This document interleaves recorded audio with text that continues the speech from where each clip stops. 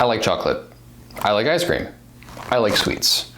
But who doesn't? I, like everyone else, while I do not consume large quantities of dessert, like to eat some of it at certain times. If I'm having a sweet tooth, I will dive into a nice bowl of ice cream, get some chocolate in me, or do whatever it takes to get that itch scratched. While these may be delicious, desserts and other foods with refined sugar are extremely calorically dense and overall are not good for your health. Refined sugar increases your blood pressure, inflammation, and can cause weight gain that will have an overall negative effect on your body. You'll start feeling more bloated, and you will not be as energetic as if you had more natural sugars.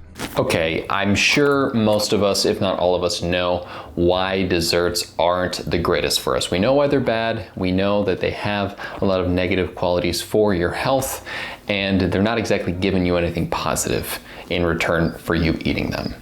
But my question still remained as to how would I fare after taking a month off of every type of sweet imaginable. I have taken time off from having desserts in my life. I have sporadically taken weeks off, probably even months off if I didn't realize I was doing it, but I've never actually tracked and sat down and said, okay, every single day for 30 days, I am going to avoid all types of sweets. This means no dark chocolate, nothing that could even be considered a sweet whatsoever. Nothing that has any qualities of even, I actually avoided granola bars because those are kind of like sweets. If you have like the Quaker Oats oat bars with like chocolate chips and stuff in there, you can't have that on this challenge. So I avoided everything possible and tracked it for 30 days.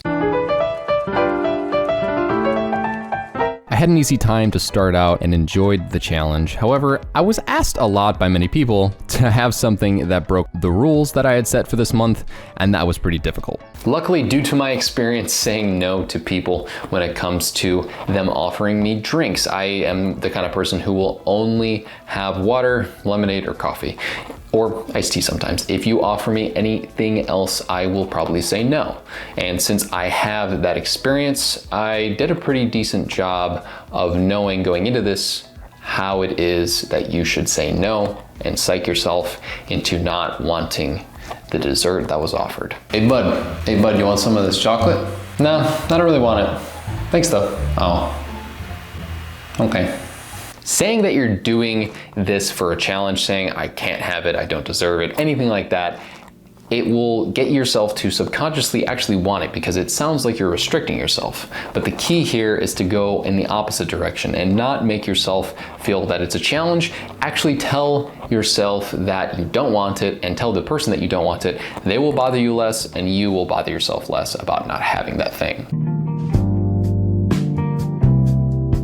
Now, in retrospect, the reason I called this section Riding the High is because I eventually did see the benefits regarding not eating any sweets. I noticed my energy levels being more consistent, and I could work much more consistently without random energy crashes. I wouldn't randomly stop myself while working and think, wow, I am tired. I also noticed at the same time that my facial acne was decreasing, and that, along with what I previously mentioned, really made me have a more positive outlook on my day, and I had a more generous stream of energy, so I would not need to nap or feel like I needed to relax during the workday as much. As many of you know, I'm a big productivity nerd, and decreasing random breaks to increase my productive output was a big deal for me. It was almost like, in a way, that I was taking something away from myself while at the same time giving myself something. And that was pretty interesting, but it didn't exactly last for long.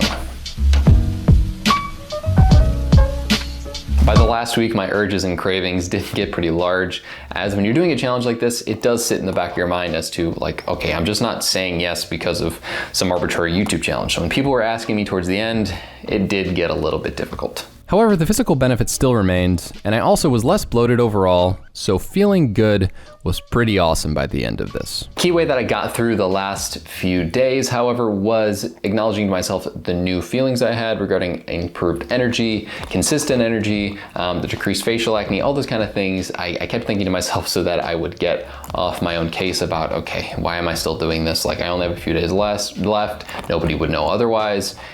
Thinking about those things helped me push through the last few days. The worst of it all was when one of our roommates actually made fresh snickerdoodle cookies. And I really wanted to say yes, but I pulled through and did it. So I can say honestly that after doing this challenge, I did stay faithful to it. I avoid things like granola bars as well, as I mentioned. I avoided things mostly with sugar that I could. And, you know, it was a good, healthy challenge. I think it helped me physically a little bit. However, I think I work a little better mentally when I'm not as crazy strict on myself. I am pretty strict on myself in regards to work already. Physically, I'm pretty restrictive on myself. I work out a lot, right? And pretty intensely as well. So not giving myself any sort of leeway, I don't know if it was great for my mental health during the challenge, and that's something that I've been thinking about since I finished. So I've probably done this challenge before without tracking it. I'll probably do it again to reach some sort of arbitrary goal. But after all of this, you know, I feel like I kind of deserve something. Hey bud, what do you want, a cookie for doing this challenge or something? Yeah, what do you think, this is some kind of charity or something? Yeah, I mean, who does this guy think he is? What is this? Yes.